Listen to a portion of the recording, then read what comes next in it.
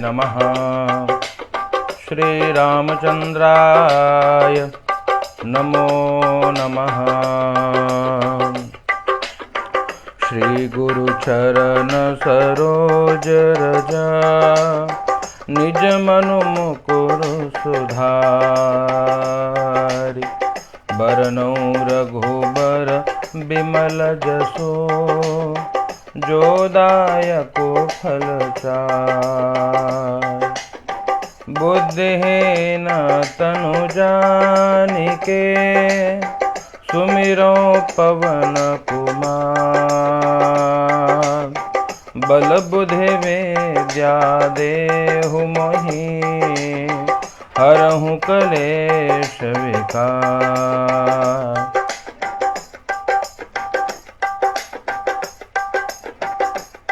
यदि नाथ का नाम दया निधि है तो दया भी करेंगे कभी ना कभी।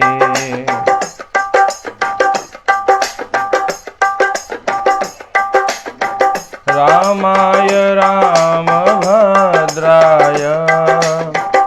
रामचंद्राय वेधसे रघुनाथाय नाथाय सीताया पतये नमः। सौराष्ट्र देशे विशदे रम्ये ज्योतिर्मयमु चन्द्रकलावतंसं भक्ति प्रदानाय कृपावतीर्णं तं सोमनाथं शरणं प्रपद्ये। ओ तं सोमनाथं शरणं प्रपद्ये। सभी को भैया बहुत बहुत धन्यवाद। जय श्री राम। अनंतपुरी गुरुजी ओम नमो नारायण। जय श्री राम। आर तिवारी रूपम जी जय हो भैया। जय श्री राम। और कैसे हैं आप लोग, क्या हाल है? बहुत बहुत स्वागत और अभिनंदन करता हूं अपने इस फेसबुक पेज सनातन धर्म के रहस्य पर। आप सभी को साधुवाद, जय श्री कृष्णा, प्रणाम, नमो राघवाय। सभी को बहुत बहुत धन्यवाद।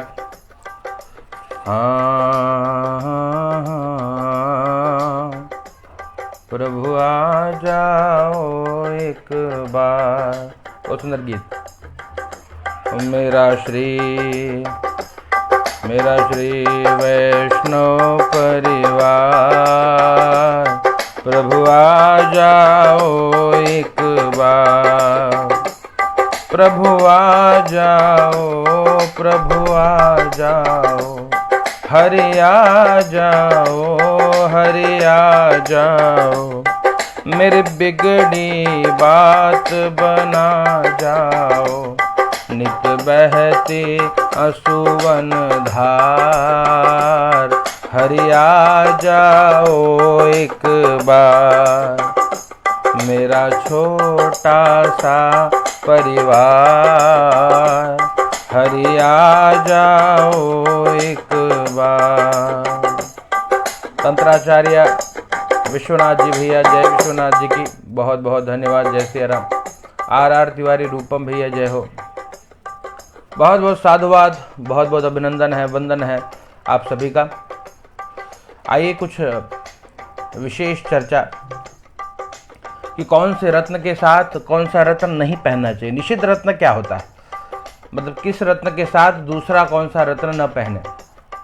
तो कहते हैं भैया जो माणिक्य है, जो सूर्य का रत्न है माणिक्य, आप जानते हैं, तो सूर्य के रत्न माणिक्य के साथ कौन सा रत्न नहीं पहनना चाहिए।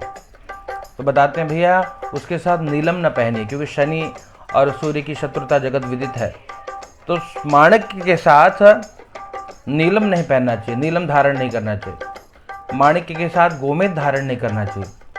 माणिक्य के साथ हीरा और लहसुनिया, ये जो रत्न है वो धारण नहीं करना चाहिए। हर राशि के लोग जो रत्न धारण करते हैं, कई बार विरुद्ध रत्न धारण करके, निषिद्ध रत्न धारण करके और अपने जीवन को अव्यवस्थित कर लेते हैं, या अपने जीवन को पूरी तरह व्यस्त कर देते हैं। क्यों? क्योंकि जानकारी ना होने के अभाव में, जानकारी ना होने के कारण लोग निषिद्ध रत्न को, जो रत्न एक दूसरे के साथ नहीं पहनना चाहिए, वो रत्न धारण कर लेते हैं और दुखी हो जाते हैं और जीवन में कष्ट बढ़ने लगता है, पीड़ा बढ़ने लगती है, संकट बढ़ने लगता है। तो कौन से रत्न के साथ कौन सा रत्न धारण न करें। सभी बहुत बहुत धन्यवाद जो हमसे जुड़े हैं। ये जानकारी आप सभी नोट कर लीजिए, ये बहुत ही आपके लिए उपयोगी जानकारी है। जो व्यक्ति माणिक्य धारण करता है, सूर्य का रत्न है माणिक्य, तो माणिक्य के साथ में नीलम, गोमेद, हीरा और लहसुनिया, इन रत्नों को धारण नहीं करना चाहिए। दूसरा रत्न कहते हैं, जो दूसरा रत्न है मोती। मोती किसका रत्न है? कहते हैं चंद्रमा का रत्न है मोती। और चंद्रमा की राशि कौन सी है? कहते हैं कर्क राशि। जिसकी राशि कर्क है उनको मोती धारण करना चाहिए। स्वामी है चंद्रमा, तो मोती के साथ में कौन सा ऐसा रत्न है जो धारण नहीं करना चाहिए? तो क्या करना चाहिए? कहते भैया मोती के साथ में हीरा कभी धारण न करें, मोती के साथ में कभी पन्ना धारण न करें, मोती के साथ में नीलम धारण न करें, और मोती के साथ में लहसुनिया जो रत्न है, इन रत्नों को साथ में धारण नहीं करना चाहिए। तो इसलिए ध्यान दीजिए कौन सा रत्न किसके साथ न पहने, निषिद्ध रत्न की जानकारी। तीसरा रत्न जो हम जानते हैं वह है मूंगा। मूंगा मंगल की राशि है, मंगल का रत्न है। और मंगल की राशि क्या है? मेष, और 8वीं राशि है वृश्चिक। तो मेष राशि वाले और वृश्चिक राशि वाले मित्रों को मूंगा धारण करना चाहिए। पर मूंगा रत्न धारण करने पर कौन सा रत्न न धारण करें? तो कहते हैं भैया मूंगा धारण करने के पश्चात साथ में हीरा न धारण करें, मूंगा के साथ में पन्ना धारण नहीं करना चाहिए, मूंगा के साथ में गोमेद धारण नहीं करना चाहिए, और मूंगा के साथ में लहसुनिया, ये जो रत्न है इनको साथ में धारण नहीं करना चाहिए। चौथी राशि कौन सी है? कहते हैं चौथी राशि मित्रों बुध की राशि है। बुध की राशि कौन सी? मिथुन और कन्या राशि, तीसरी और छठवीं राशि। तो कन्या राशि वालों को और मिथुन राशि वालों को पन्ना धारण करना चाहिए। पन्ना धारण करने से उनके सभी समस्याओं का समाधान हो सकता है। पर पन्ना के साथ में कौन सा रत्न न धारण करें? सुशील जुयाल जी जय सिया राम, गौरव दुबे जी जय सिया राम। कहते हैं भैया पन्ना के साथ में मूंगा कदापि धारण न करें, और पन्ना के साथ में मोती धारण नहीं करना चाहिए। तो मूंगा और मोती ये जो रत्न है ये पन्ना के साथ में कभी धारण नहीं करना चाहिए। और क्या? जो आपकी 5वीं राशि, 5वीं राशि गुरु की राशि। कौन सी गुरु की राशि? 9 और 12, 9वीं राशि और 12वीं राशि जो है उसके स्वामी गुरु है। 9वीं राशि कौन सी है? धनु राशि, और 12वीं राशि मीन राशि। तो मीन राशि वालों को और धनु राशि वालों को पुखराज धारण करना चाहिए। पुखराज मीन और धनु राशि वालों को, जिनके स्वामी गुरुदेव हैं, गुरु हैं, गुरु का रत्न है पुखराज। लेकिन पुखराज के साथ में कौन सा रत्न धारण करें? तो शास्त्र में वर्णन है कि पुखराज के साथ में नीलम धारण नहीं करना चाहिए, पुखराज के साथ में कभी हीरा धारण न करना चाहिए, पुखराज के साथ में लहसुनिया धारण न करें, और पुखराज के साथ में गोमेद धारण नहीं करना चाहिए। इसलिए आपने अगर रत्न में ये दोनों निषिद्ध रत्नों को साथ में पहन लिया, विरुद्ध रत्नों को साथ में पहन लिया, तो बनते हुए भी काम आपके बिगड़ने लग जाएंगे। तो क्या करिए? कौन सा रत्न आप धारण कर रहे हैं उसके साथ में निषिद्ध रत्नों को धारण कदापि न करें। 7वीं राशि कौन सी है? 7वां ग्रह है शुक्र, और शुक्र का रत्न है हीरा। शुक्र की राशि कौन सी है? कहते हैं भैया दूसरी राशि और 7वीं राशि। दूसरी राशि मतलब वृषभ और तुला राशि। तो वृषभ राशि और तुला राशि के स्वामी शुक्र हैं, और शुक्र का रत्न है हीरा। पर हीरा के साथ में कौन सा रत्न धारण करें? तो कहते हैं भैया हीरा के साथ में माणिक्य, ये परस्पर विरोधी है। हीरा के साथ में माणिक्य धारण नहीं करना चाहिए, हीरा के साथ में मोती धारण न करें। हीरा के साथ में कहते हैं भैया कि मूंगा को धारण नहीं करना चाहिए, और हीरा धारण किए हैं तो पुखराज को भी धारण न करें। इस प्रकार से ये निषिद्ध रत्न है। हीरा के साथ में माणिक्य, मोती, मूंगा और पुखराज, इन चारों रत्न को साथ में धारण नहीं करना चाहिए, इससे समस्याएं बढ़ने लगती हैं। और आपकी यहाँ पे जो अष्टम ग्रह है, सप्तम ग्रह सूर्य, चंद्र, मंगल, बुध, गुरु, शुक्र, शनि, तो शनि ग्रह के क्या हकीक धारण करना चाहिए? हकीक के लिए कुछ अलग विषय लेंगे मित्र। अपने ग्रंथों में जो पारंपरिक रत्न है उसमें हकीक का नाम वर्णित नहीं है। अपने पारंपरिक ग्रंथों में जो रत्न है उन्हीं का नाम हम यहाँ पर ले रहे हैं, जो पारंपरिक रत्न हमारे ग्रंथों में है। जैसे राहु के लिए गोमेद, केतु के लिए लहसुनिया, शनि के लिए नीलम। तो बात कर रहे हैं हम लोग शनि पर। शनि जो है वो 10वें और 11वें राशि के स्वामी है। 10वीं राशि है मकर और 11वीं राशि है कुंभ। तो मकर और कुंभ के स्वामी हैं शनिश्चर महाराज। तो शनिश्चर महाराज का जो रत्न है वो है नीलम रत्न। नीलम मध्य में धारण करते हैं, आपको ज्ञात होगा। पर नीलम रत्न के साथ में कौन से निषिद्ध रत्न हैं जिनको धारण न करें?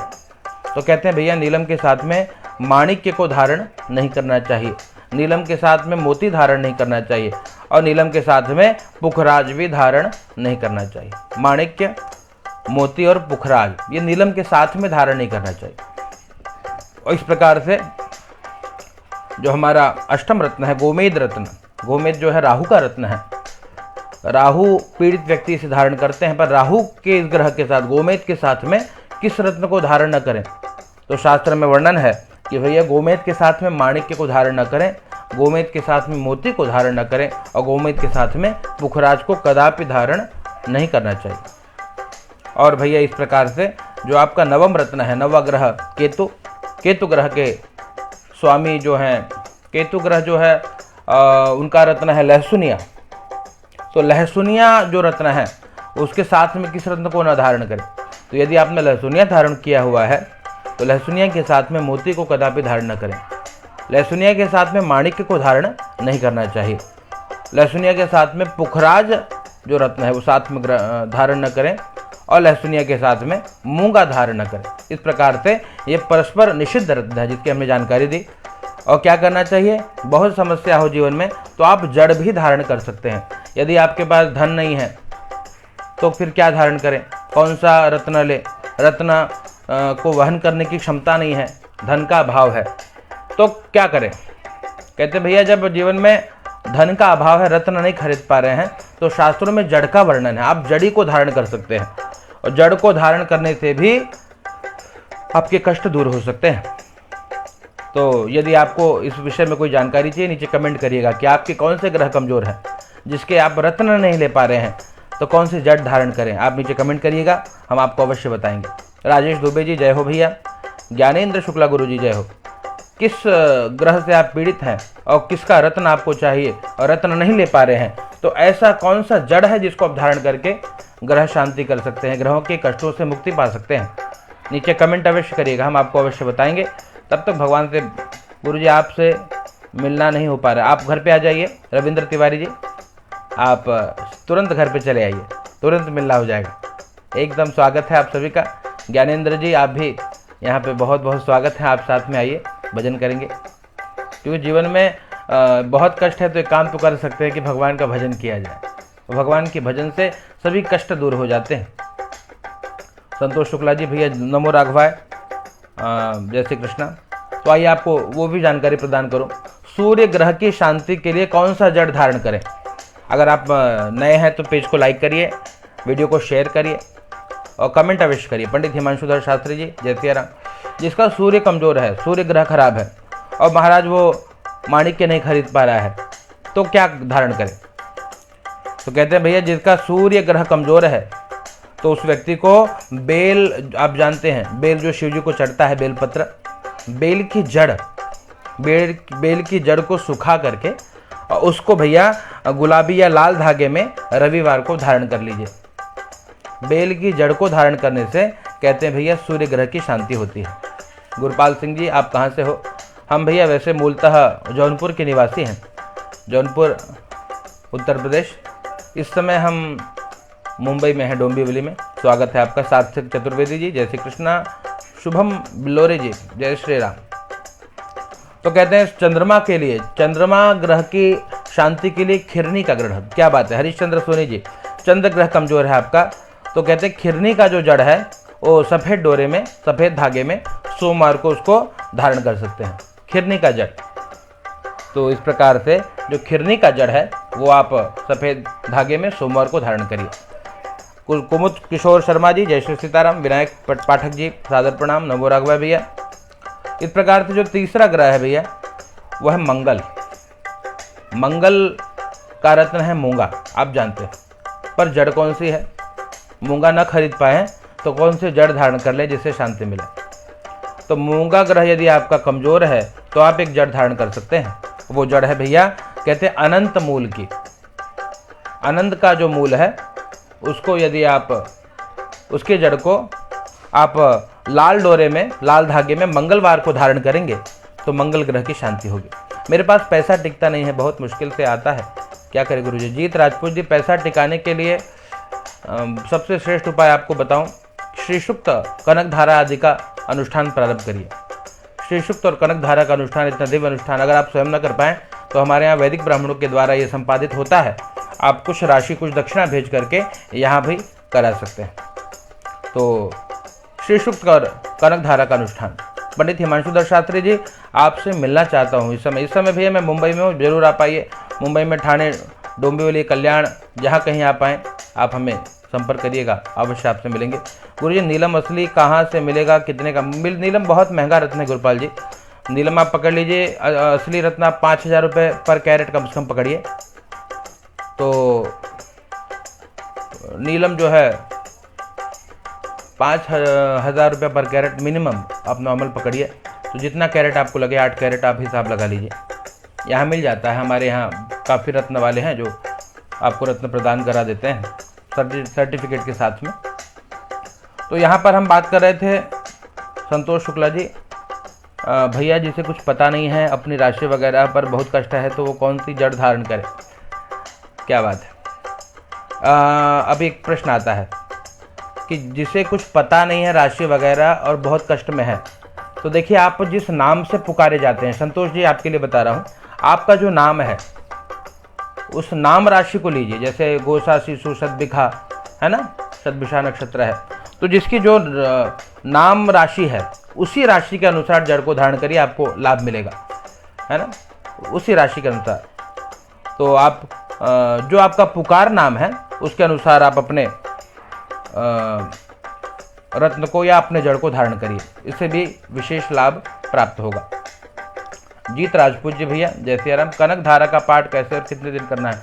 कम से कम 21 दिन का पाठ करिए कनक धारा का। कनक धारा यंत्र स्थापित करके करिए, तो महालक्ष्मी की कृपा से आपके जो धन की समस्या है वो दूर हो जाएगी। पंडित राधा सर्वेश्वर जी महाराज जी, राधे राधे भैया। श्री राधे मेरी स्वामिनी, मैं राधे को दास, और जन्म जन्म मोह दीजिए श्री वृंदावन को वास। जय हो राधा सर्वेश्वर जी, अद्भुत नाम है आपका, आपको प्रणाम करते हैं भैया, जय सिया राम। संजीव रैना जी, सादर सियाराम जी, आप वैष्णो दर्शन के लिए आओ जम्मू में और मेरे घर भी, क्या बात है। संजीव रैना जी, आप अपना नंबर अवश्य दीजिए, अवश्य। हम इस समय वैष्णो देवी के दर्शन का मन में विचार आया है और माता जी ने चाहा तो वहाँ अवश्य पधारेंगे, जरूर आपके घर भी पधारेंगे। तो आप अपना संपर्क सूत्र दीजिएगा वैष्णो देवी आकर के, और हम आपसे जरूर मिलेंगे भैया। संजीव रैना जी, बहुत बहुत धन्यवाद और जय माता दी। तो हम बात कर रहे थे इस समय बुध ग्रह के लिए। बुध के लिए जो रत्न है आप जानते हैं, पन्ना रत्न धारण करना चाहिए। बुध रत्न के लिए बुध ग्रह के लिए पन्ना रत्न धारण करना चाहिए। अगर पन्ना रत्न नहीं है तो विधारा जो होती है, विधारा की जड़ को आप बुधवार के दिन हरे डोरे में उसको बांधने से बुध ग्रह की शांति होती है। ये सब अमूल्य जानकारी है मित्रों। जब आप ग्रंथों का अध्ययन करेंगे तो सब ग्रंथों में कुछ हमने नूतन आविष्कार नहीं किया है, ये सब हमारे ऋषियों की देन है साहब, हैं, सब उनकी कृपा है। तो बुधवार के दिन विधारा की जड़ को धारण करना चाहिए। बहुत बहुत धन्यवाद भैया रैना जी, जरूर आपके घर पधारेंगे संजीव भैया, अवश्य माता जी रानी कृपा करें, और जब वैष्णो देवी का आगमन होगा तो हम आपके घर अवश्य पधारेंगे। बहुत बहुत साधुवाद। दिलीप शर्मा जी, जय राम जी की प्रभु, यह नाम श्री मेरे पिताजी ने रखा है, बहुत सुंदर नाम है, आपके पिताजी को भी प्रणाम है भैया। राधा सर्वेश्वर जी, क्या बात है। मेरे पास वहाँ का सुख अपना घर नहीं पा रहा, गुरुजी क्या करूँ। अपना घर पाने के लिए मित्र अपनी कुंडली के चतुर्थ भाव को मजबूत करिए। आपकी जन्म कुंडली में जो चतुर्थ भाव है, उस चतुर्थ भाव को अगर आप स्ट्रांग करते हैं, उनके दान को करके या उनके जप को करके, तो आपके जो घर की समस्या है वो दूर हो जाएगी। तो चतुर्थ भाव, कुंडली का जो चतुर्थ भाव है, उसे स्ट्रांग करेंगे तो आपकी जो घर की समस्या है वो दूर हो जाएगी। राधे राधे। केकू क्या नाम है, अद्भुत नाम, केकू जो भी आपका नाम है। गायत्री प्रसाद द्विवेदी जी, जय श्री राम। तो हम बात कर रहे थे बुध के बारे में। बुध के लिए विधारा की जड़ हरे डोरे में बांधना है, और जिनकी राशि है गुरु मतलब 9-12, यानी कि धनु राशि और मीन राशि। तो धनु राशि वाले और मीन राशि वाले जो हमारे मित्र हैं, आचार्य जी मुंबई में कहाँ रहते हैं? हम भैया डोंबिवली में रहते हैं, सोहनलाल जी। तो डोंबिवली कल्याण में है, आप सूचित करिएगा, यहाँ आइएगा तो अवश्य मुलाकात करेंगे। या डोंबिवली में है इस समय, डोंबिवली में एकदम ईस्ट में है। आप जब कभी डोंबिवली ईस्ट में आइए तो हमसे अवश्य मुलाकात करिएगा। बहुत बहुत साधुवाद। तो बात कर रहे थे हम लोग गुरु ग्रह के बारे में। तो नारंगी की जड़ को या केले की जड़ को पीले धागे में गुरुवार को धारण करने से गुरु ग्रह की शांति होती है। इस प्रकार से कहते हैं शुक्र के लिए सरपोखा की जड़ जो है, सरपोखा की जड़ को सफ़ेद डोरे में शुक्रवार को धारण करना चाहिए। और शनि के लिए बिच्छू की जड़ को काले डोरे में शनिवार को धारण करिए। और इस प्रकार से केतु के लिए अश्वगंधा यानी अश्वगंधा को धारण करना चाहिए। अश्वगंधा की जो जड़ है, अश्वगंध की जड़, उसको केतु ग्रह की शांति के लिए धारण करना चाहिए। क्योंकि आपके भी जो प्रश्न है, आपके मन में अगर कोई संशय है, कुछ पूछना चाहते हैं, कुछ बताना चाहते हैं, तो हमें कमेंट कर सकते हैं। अवश्य जो ईश्वर ने हमें ज्ञान प्रदान किया है उसके माध्यम से आपको अवश्य आपकी शंका का समाधान करने का प्रयास करेंगे। आइए अब कुछ सिद्ध मंत्र आपको बताते हैं, बहुत ध्यान से सुनिएगा। नए हैं चैनल पे, इस पेज पे, तो पेज को लाइक करिए, वीडियो को शेयर अवश्य करिए ताकि अधिक से अधिक लोग जुड़ें और सबकी समस्या का समाधान हो सके। विपिन तिवारी जी, राधे राधे, जय श्री कृष्ण। कुमुद किशोर शर्मा जी, मोती कितने समय तक धारण करें? घिसने के बाद मित्र मोती को जल में प्रवाहित कर दीजिए, नूतन मोती को उसी विधान से धारण करिए। ग्रहों को धारण करने का एक विधान होता है। मोती को धारण करने के लिए कहते हैं भैया कनिष्ठिका अंगुली में, इस कोनी कानी उंगली जो देख रहे हैं आप, मोती को कनिष्ठिका में धारण करना चाहिए। और मोती को कनिष्ठिका में धारण करिए। सोमवार के दिन प्रातः काल उठ करके, और जो इसका मंत्र है चंद्र का, ओम ऐं क्लीं सोमाय नमः, इसका जप करिए। अथवा ओम श्राम श्रीम श्रौम सह सोमाय नमः, इस मंत्र का 108 बार जप करके दूध से अभिषेक करके फिर धारण करना चाहिए। ये धारण करने की विधि है। भैया हमारा नाम संतोष है, हमारे लिए कोई जड़ बता दीजिए। जी अवश्य संतोष जी, हम आपको व्हाट्सअप करेंगे। जिस जड़ के संबंध में आपकी समस्या है उसके निराकरण हेतु संतोष जी हम आपको व्हाट्सएप पे पर्सनली आपको परामर्श देंगे कि कौन सा जड़ आपको धारण करना चाहिए। पप्पू पंडित जी, जय हो महादेव। महादेव भैया, जय सिया राम। हमारे आचार्य श्री विजय शंकर महाराज जी हमसे जुड़े हैं। गुरु जी बहुत बहुत प्रणाम है आपके श्री चरणों में। और बहुत जीत राजपूत जी हमसे जुड़े हैं। बहुत कोशिश के बाद भी अपना कोई घर नहीं हो पा रहा है, आप चतुर्थ भाव को मजबूत करिए। जीत राजपूत जी, कुंडली अगर आपको हमको दिखानी है तो कुछ शुल्क आपको देनी होगी, और हम आपको सजेस्ट करेंगे कि कौन सा भाव है जिसको स्ट्रॉन्ग करें और उसके लिए क्या उपचार करें, जिससे आपके जो संशय है, जो समस्याएं हैं वो दूर हो और शीघ्र आपको भी भवन की प्राप्ति हो। आपको भवन के साथ साथ वाहन की भी समस्या है, क्योंकि चतुर्थ भाव आपका बहुत कमज़ोर चल रहा है मित्र। तो चतुर्थ भाव को स्ट्रॉन्ग करने के लिए हमको उपचार करना होगा। संतोष शुक्ला जी, धन्यवाद जी, बहुत बहुत धन्यवाद। आपने हनुमान चालीसा का पाठ यदि किया होगा तो आपको बहुत अच्छा वो फील हुआ होगा, आपके जो संशय हैं वो दूर हुए होंगे। तो संतोष जी हमें अवश्य कमेंट करके बताइए कि जो हमने आपको उपचार बताया था, जो मन में संशय चल रहा था दीपावली के दिन, तो हनुमान चालीसा का यदि आपने पाठ किया तो उससे ऐसा आपको कैसा लगा, और अब मन में क्या हाल, अब स्थिति कैसी है आपकी, तो नीचे कमेंट करके अवश्य हमको बताइएगा, ताकि दर्शकों को भी ज्ञात हो कि उपचार करने से जीवन में संशय दूर हो जाते हैं। तो आइए इस प्रकार से अब कुछ सिद्ध मंत्रों के प्रयोग आपको बता रहे हैं। चलिए आप लोग, अब कुछ लोग ऐसे भी जुड़े हैं दर्शक हमसे जिनकी समस्या ये है कि महाराज हमको हमारी जन्म कुंडली ही नहीं बनी है, या हमको पता ही नहीं हमारी राशि क्या है, तो क्या करें। कैलाश पुष्करणा जी राम राम। साहिल के पराशर जी गुरु जी राहु विद्या भाव में खराब है, उपाय विद्या भाव में राहु है भैया, तो फिर समस्या बड़ी गंभीर है आपकी। विद्या क्षेत्र में उन्नति को रोक रहा है राहु, तो राहु उसके लिए उपचार करने के लिए आप हमारे ऊपर जो नंबर दिए हैं उस पर व्हाट्सअप करिएगा, हम आपको उपचार बताएंगे। इस समय हम संकल्प कहते हैं सिद्ध मंत्रों के लिए, कौन से ऐसे सिद्ध मंत्र हैं जिनके द्वारा आप सभी अपने कष्टों से छुटकारा पा सकते हैं। तो यदि कष्टों से छुटकारा पाना है और आपको राशि नहीं पता, रत्न नहीं पता, जड़ नहीं पता, तो क्या करिए, कहते हैं भैया कुछ मंत्र हैं ऐसे दिव्य, ऐसे सिद्ध मंत्र हैं जिन मंत्रों के प्रभाव से आपके जो कष्ट हैं वो दूर हो सकते हैं। तो संकट अगर जीवन में बहुत है, आपको लग रहा है कि महाराज बहुत संकट में पड़े हैं और उपाय बता दीजिए, तो आप फिर आपसे अनुरोध करो, नए हैं तो वीडियो को शेयर करिए और कमेंट अवश्य करिए आपको जो कुछ जानना है। जीवन में संकट बहुत है, मन शांत हो गया, डर कम हुआ है, अब आपके बताए रुद्राभिषेक की योजना बना रही हूँ। बहुत सुंदर संतोष जी, बहुत बहुत साधुवाद। माता रानी आपका कल्याण करें, मेरे हनुमान जी सभी कष्टों को दूर करें। 7 बार आपने किया, मन शांत हो गया। बिल्कुल वो जो मन में बहुत जो भय था आपके, उस भय की निवृत्ति के लिए तत्काल जो उपाय था हमने आपको बताया था और वो अचूक उपाय है। भगवान की कृपा से जो मानसिक भय था उसको श्री हनुमान जी ने दूर किया। बहुत बहुत धन्यवाद। दीपक मिश्रा जी, भैया मुझसे मिलना है। संतोष जी, यहाँ जो हमसे लोग जुड़े हैं भारत के भिन्न भिन्न क्षेत्रों से, और सभी भगवत प्रेमी सनातन प्रेमी के हृदय में बैठे मेरे श्री सीता रामचंद्र जी के चरणों में प्रणाम करता हुआ, और आइए हम मंत्रों के बारे में जानते हैं। संकल्प सिद्धि के लिए कहते हैं भैया संकट निवृत्ति है। अगर संकट है जीवन में, उसकी निवृत्ति कौन से मंत्र, कहते हैं बहुत दिव्य मंत्र है, ध्यान से सुनिए, नोटबुक होगा तो नोट कर लीजिए। पप्पू पंडित जी, अच्छी मधुर वाणी है, जय सिया राम भैया, बहुत बहुत साधुवाद, बहुत बहुत धन्यवाद, नमो राघवाय।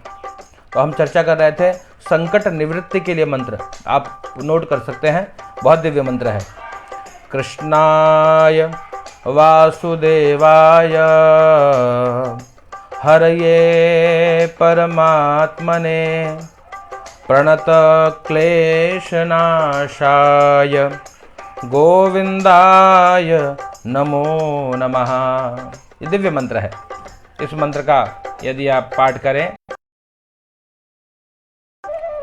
तो हम आपके सामने पुनः उपस्थित हैं संकट निवृत्ति के लिए श्रीमद् भागवत के इस दिव्य मंत्र कृष्णाय वासुदेवाय हरये परमात्मने प्रणत क्लेशनाशाय गोविंदाय नमो नमः।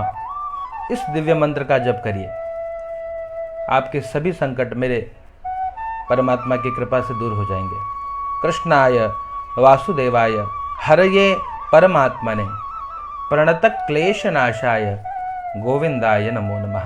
इस सिद्ध मंत्र का 108 बार पाठ अगर आप प्रतिदिन करेंगे तो जो संकट जीवन में है वो दूर हो जाएंगे। राहुल पांडे जी, राधे राधे भैया। दीपक मिश्रा जी, स्मरण शक्ति कैसे बढ़ेगी, कहते भैया स्मरण शक्ति को बढ़ाने के लिए यानी कि विद्या प्राप्ति यदि आपको जीवन में करनी है तो माँ शारदा के मंत्र को जप करिए। माँ शारदा के मंत्र का जप करने से भैया कहते हैं आपके जो स्मरण शक्ति है वो बढ़ने लगेगी।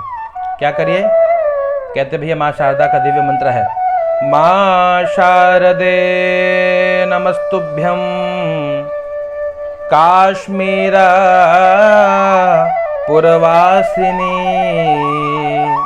त्वामहं प्रार्थये नित्यं विद्यादानंश देहि में। 108 बार पाठ करिए। माँ शारदे नमस्तुभ्यं काश्मीर पुरवासिनी त्वामहं प्रार्थये नित्यं विद्यादानंच देहि में। बहुत दिव्य मंत्र है। 108 बार इसका अगर आप जप करते हैं तो कहते हैं भैया आपके स्मरण शक्ति बढ़ने लगेगी, विद्या क्षेत्र में उन्नति होगी। या सरल मंत्र बताऊं, ओम ऐं सरस्वत्यै नमः, माँ सरस्वती का मंत्र है। ओम ऐं सरस्वत्यै नमः, इस मंत्र का जप करिए, कल्याण होगा। संतोष जी, भैया आपके चरण मेरे घर में आए हैं तब से मेरा सब अच्छा, और मैं मेरे राघव जी से यही प्रार्थना करता हूँ कि आपके समस्त कष्टों को मेरे परमात्मा दूर करें और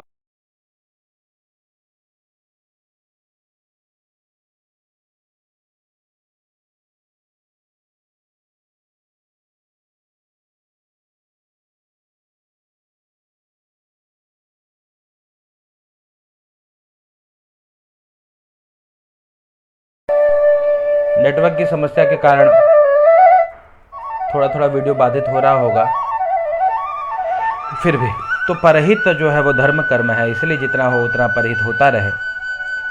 तो हम आपका जो प्रश्न था विद्या प्राप्ति के लिए, ओम ऐं सरस्वती नमः, माँ सरस्वती का दिव्य मंत्र है, आप भाव से पाठ करिए, जप करिए, माँ सरस्वती की कृपा से कल्याण होगा। हिमांशु शास्त्री वशिष्ठ जी, राधे राधे जी।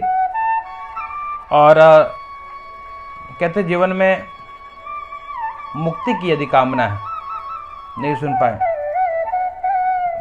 संतोष जी, बस हाँ आशीर्वाद यही है कि सारा कष्ट दूर हो और ये जो नूतन वर्ष आने वाला है वो आपके लिए मंगलमय हो, आपकी समस्त कामनाओं की पूर्ति करे।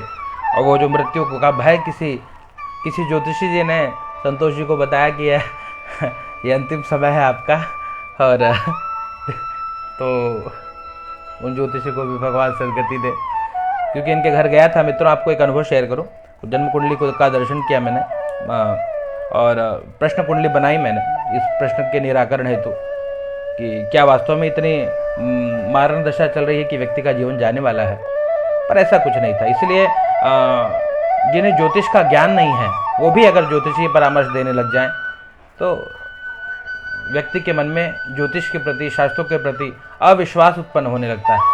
इसलिए सही जानकारी होने के बाद ही किसी को सलाह करना चाहिए। हाँ, यदि जानकारी ना हो तो शीघ्र कह दे। वही ज्योतिषी जी ने उनको बता दिया था संतोष जी को कि भैया अंतिम समय है आपका, आप भजन करिए। और हमने कहा कि भैया नहीं कोई बात नहीं, आप निश्चिंत रहिए, अगर हमने कुछ पढ़ा है या कुछ भी ज्योतिष का ज्ञान है तो आपको कुछ होगा नहीं। ये समय आपका मारण काल नहीं है। हाँ, थोड़ा कष्ट जरूर आपको होगा, वो संकट आएंगे, पर उसके लिए एक रुद्राभिषेक करने का एक परामर्श भी दिया था। भगवान की कृपा से मैं पूरा विश्वास है कि संतोष जी आपके जीवन में जो खुशियाँ हैं वो पुनः लौट आएगी और आप इस जीवन में बड़ी प्रसन्न रहेंगी। बहुत बहुत साधुवाद। तो हम बात कर रहे थे, जो भी हमसे जुड़े हैं भैया, जितने भी भूदेव हैं, कहते हैं जिस कन्या का विवाह नहीं हो रहा है उसे क्या करना चाहिए। तो कन्या के विवाह के लिए कात्यायनी मंत्र का जप करिए, कात्यायनी मंत्र का अनुष्ठान कराइए, बहुत लाभ है। कात्यायनी महामाये महायोगिन्यधीश्वरी नंद गोप सुतम देवी पतिम में कुरुते नमः, कात्यायनी मंत्र है। इसका जप करने से जिन कन्या का विवाह नहीं हो रहा है उन कन्या का विवाह हो जाता है। और इस प्रकार से जीवन में जो भी समस्याएं हैं, जो आपकी यदि कोई समस्या हो तो नीचे कमेंट करिएगा, उसके समाधान जो शास्त्रों में वर्णित है वो हम आपको बताएंगे। और शीघ्र विवाह के लिए पुरुषों को क्या करना चाहिए, तो कहते हैं पत्नीम मनोरमा देहि, पत्नीम मनोरमाम देहि मनोवृत्तानुसारिणीम तारिणीम दुर्ग संसार सागर से कुलोद्भवान। इस प्रकार से इस मंत्र का जप करने से पत्नीम मनोरमाम देहि मनोवृत्तानुसारिणीम तारिणीम दुर्ग संसार सागर से कुलोद्भवान। इस प्रकार से इस मंत्र का जप करने से सभी संकट दूर होंगे। कुछ कॉल लेने हैं मुझे, कुछ जो मेरे यजमान हैं मुझे ऑनलाइन पत्रिका दिखाना चाह रहे हैं, तो उन्होंने हमें कॉल किया है। तो कुछ समय बाद पुनः आपके सम्मुख उपस्थित होऊंगा। तब तक सभी को धन्यवाद। जय श्री कृष्ण, जय सिया राम।